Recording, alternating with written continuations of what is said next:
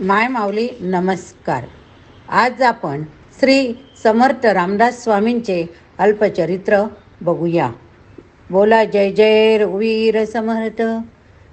मराठवाडा प्रांतातील जाब नावाच्या एका लहान अशा खेडेगावात ठोसर नावाचे एक कुटुंब राहत होते.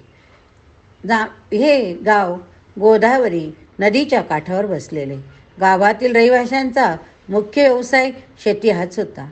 त्यांच्या जोडीला पशुपालन, दुधदुभत्याचा धंदाही होता. गाव तसे विशेष प्रसिद्ध नव्हते. तेथे जे ठोसर घराणे नांदत होते त्या घराण्याकडे गावाचे कुलकर्णी पद होते. 16व्या शतकाच्या अखेरीस त्या घराण्यातील सूर्याजी पंत नावाचे कर्ते पुरुष कुलकर्णी होते. हे ठोसर घराणे देशस्थ ऋग्वेदी ब्राह्मणाचे होते. सूर्याजी पंताच्या पत्नीचे नाव होते राणूबाई. काय नाव होते? राणूबाई. त्यांची कुलदैवता तुळजापूरची भवानी असून घराण्यात परंपरेने श्रीराम उपासना, सूर्योपासना. घरामध्ये चैत्रातील रामनवमीचा उत्सव मोठ्या थाटामाटात साजरा होत असे. तथापि विवाहानंतर बराच काळ निघून गेला तरी संतती नसल्यामुळे त्यांच्या सुखी आयुष्याला ते गालबोट होते. परंतु राम कृपेने तीही चिंता लवकर मिटली. इसवी सन 1604 मधील मार्गशीर्ष महिन्यातल्या शुक्ल पक्षातील त्रयोदशीस राणूबाईच्या पोटी पहिला मुलगा जन्माला आला. मोठ्या उत्साहाने त्याचे बारसे केले. गंगाधर असे नामकरण केले. हळूहळू काळ चालला असताना गंगाधराने 3रे वर्ष ओलांडून 4थ्या वर्षात पदार्पण केले. त्याच सुमारास पुन्हा दिवस गेल्याची चाहूल राणूबाईला लागली.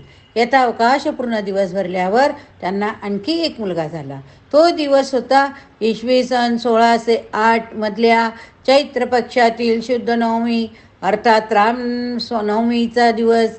पंतांना मोठाच आनंद झाला. बाळाच्या जन्माची वेळ सुद्धा बरोबर मध्याग्नीवर होती. त्यांनी बाळाचे नाव नारायण असे ठेवले. काय नाव ठेवले? नारायण. दोघांचे स्वभाव मात्र निरनिराळे हो. गंगाधर हा गंभीर तर नारायण मात्र उलट अवखळ. पुढे गंगाधर 11 वर्षाचा झाला. सूर्याजी पंतांचे निधन झाले. कर्तेपणाची जबाबदारी गंगाधरावर आली. त्याने सुद्धा आपले कर्तव्य मोठ्या सक्षमतेने पार पाडण्यास आरंभ केला. नारायणाचा खोडकरपणाच मात्र चालू होता. त्याला आळा बसावा म्हणून त्याला पंतोजीच्या शाळेत दाखल केला. तरी त्यांचा खोड्या करण्याचा स्वभाव बदलण्याचे काही चिन्ह दिसेना हो. खोड्या चालूच होत्या. म्हणून राणूबाई गंगाधर यांनी त्याचे लग्न करावे असा विचार केला. त्याप्रमाणे त्यांनी राणूबाईचे बंधू भाणजी पंत बोधलेकर यांची मुलगी वधू म्हणून निश्चित केली. लग्नाची तिथी इसवी सन 1620 मधल्या फाल्गुन महिन्यातील शुद्ध अष्टमी ठरवून 2ऱ्या प्रहरीच्या 11 घटिकानंतरचा मुहूर्त ठरला. लग्नाच्या तयारीच्या धामधुमीस सुरुवात झाली. हळूहळू लग्नाचा दिवस उजाडला. मुहूर्त जवळ येत चालला तसे वधूवरांना आणून बोहल्यावर उभे केले. भटजींनी मंगलाष्टका आरंभ केला. पहिल्यांदाच त्यांनी जेव्हा शुभमंगल सावधान असे म्हटले त्याच क्षणी डोळ्याची पापणी लवते न लवते तोच विजेच्या चपळ गतीने तेवढ्या गर्दीतून नारायणाने धूम ठोकली. तो दिशेनासा झाला. लग्न तर राहूनच गेले. नंतर गावातील सर्वांनी आठवडाभर कसून शोध केला हो, पण त्याचा काही उपयोग झाला नाही. नारायण घरातून पळाला. तो थेट गोदावरी नदी ओलांडून नाशिक क्षेत्रात आला. अंगावरच्या कपड्यानिशी तो पंचवटीत येथील राम मंदिरात गेला. तेथून रामाचे दर्शन घेऊन तो तपश्चर्येसाठी योग्य जागा शोधित पूर्व दिशेला निघाला. काही अंतरावर टाकळी नावाचे एक गाव त्याने पाहिले. गोदावरी नंदिनी ह्या 2 नद्यांचा संगम तेथे झालेला. ते ठिकाण त्याला फार आवडले हो. मग तिथल्याच एका गावाबाहेरील गुहेमध्ये त्याने मुक्काम केला. 2ऱ्या दिवसापासून त्याने तपश्चर्या करायला सुरुवात केली. उदरभरणाकरिता माधुकरी मागावी. पहाटेपासून तो 2 प्रहरपर्यंत गोदावरीच्या पात्रात कमरे इतक्या पाण्यात उभे राहून राम नाम मंत्राचा जप करावा. 14च्या दिवशी 4थ्या प्रहरी नाशिकमधील मंदिरात जाऊन देवदर्शन घ्यावे. काही कीर्तन, पुराण, प्रवचन चालले असेल तर तेथे ऐकावे आणि सूर्यास्त समयी पुन्हा गुहेत मुक्कामाला यावे असा त्यांचा दैनंदिन कार्यक्रम चालू होता. अशी 12 वर्षे उलटली. या काळातच नारायण हे नाव जाऊन रामदास स्वामी या नावाने लोक त्याला ओळखू लागले. ते भिक्षेसाठी जेव्हा निघत स्वरचित श्लोक म्हणत जात. घराच्या अंगणात उभे राहून ते जेव्हा जय जय रघुवीर समर्थ, जय जय रघुवीर समर्थ असा उच्च स्वराने जय जयकार करीत असत, तेव्हा घरची गृहलक्ष्मी मोठ्या उत्साहाने सूप करून अगर टोपली भरून धान्य घेऊन येत असे. परंतु त्यांची वृत्तीच सैन्याशाची असल्यामुळे ते फक्त मुठभर धान्य तेवढे घेत असत. त्या बाबतीत त्यांनी आपल्या शिष्यांना सुद्धा खालीलप्रमाणे उपदेश केला. काही भिक्षा अय म्हणावे, अल्पसंतोषी असावे, बहुत आणिता घ्यावे, मुष्टी एक. असा अपरिग्रह वृत्तीच्या स्वामीपाशी कमरेला लंगोटी, अंगावर छाटी, काखेला झोळी, हातात कुबडी एवढ्याच गोष्टी असत. हीच त्यांची संपदा. टाकळीजवळच्याच दस पंचक गावच्या गिरीधर पंत कुलकर्णी यांची क्षयरोगाने मरणोन्मुख अवस्था झाली असताना स्वामींच्या आशीर्वादाने ते आरोग्य संपन्न झाले. तेव्हा त्यांनी त्यांचा पहिला मुलगा स्वामींना अर्पण केला. तो पंतांना सांभाळावयास लागून त्याचे उद्धव असे नाव ठेवून त्यांची मुंज लावून अनुग्रह देऊन स्वामी तीर्थयात्रेसाठी निघून गेले. जाण्यापूर्वी त्यांनी उद्धवासाठी गाईच्या शेणापासून मारुतीची मूर्ती बनवून तिची स्थापना टाकळीमध्ये करून दिली. तिची उपासना करीत राहण्याची त्याला आज्ञा दिली. स्वामींनी तीर्थयात्रेमध्ये सर्व उत्तर हिंदुस्थानची भ्रमंती केली. अयोध्या, काशी, चित्रकूट, प्रयाग, गया, वृंदावन, मथुरा, द्वारका, हरिद्वार, ऋषिकेश, हिमालयातील श्वेत मारुती यांचे दर्शन घेतले. मारुतीरायाने त्यांना वलकले, कडावा, कुबडी, हुरमुजी वस्त्रे, जपमाळा दिली. तेथे एक चातुर्मास राहून पुढे आसाम, ओरिसा प्रांतीचे तीर्थस्थाने पाहत पाहत ते दक्षिणेकडे वळले.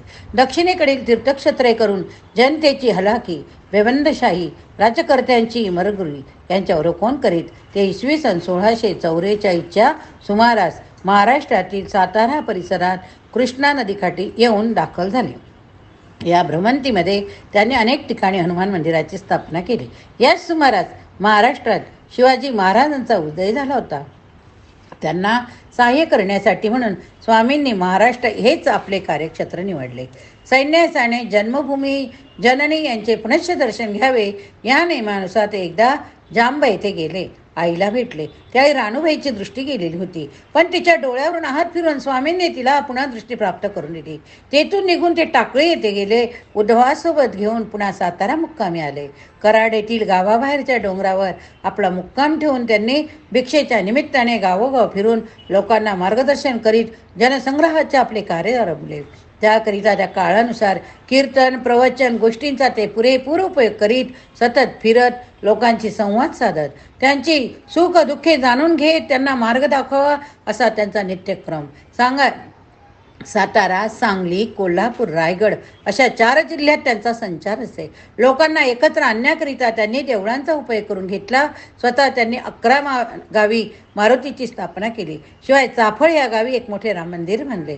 जेव्हा त्यांची व शिवरायांची भेट झाली तेव्हा राजांना त्यांनी राजधर्माचा उपदेश केला, परंतु नंतर सुद्धा वेळोवेळी त्यांना मार्गदर्शन केले. पण त्यांचा मुक्काम नित्य मात्र गावाबाहेर असायचा. रामदासी संप्रदायाची निर्मिती करून त्याच्या प्रसारासाठी त्यांनी अनुग्रह देऊन शिष्य निर्माण केले.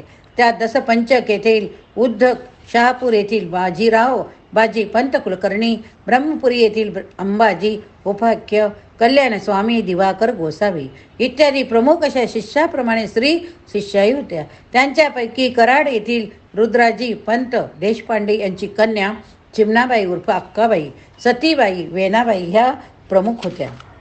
शिवरायांची वारंवार भेट घेऊन त्यांना मसलत घेता देता यावी म्हणून त्यांनी परळी येथल्या किल्ल्याची निवड केली.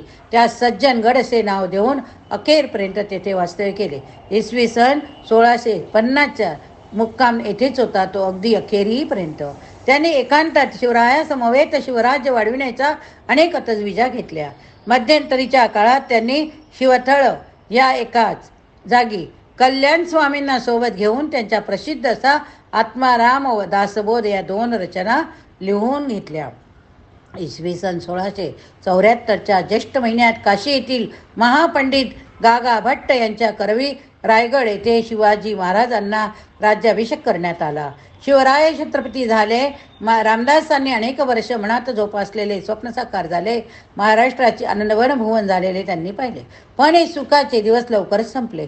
इसवी सन 1680 मधील चैत्र पौर्णिमेस गुडघी रोगाचे निमित्त होऊन शिवराय निधन पावले. हा धक्का स्वामीसाठी फार मोठा होता हो. तरी वर्षभर त्यांची प्रकृती चांगली होती. मात्र 1681 मधील माघात त्यांची तब्येत खालावली. ती पुन्हा पहिल्यासारखी झाली नाही. अखेर माघातल्या वैद्य पक्षातील नवमी या दिवशी समर्थांनी आपला देह रघुनाथ चरणी अर्पण केला. तेव्हा त्यांचे वय 73 होते. जय जय रघुवीर समर्थ. जय जय रघुवीर समर्थ.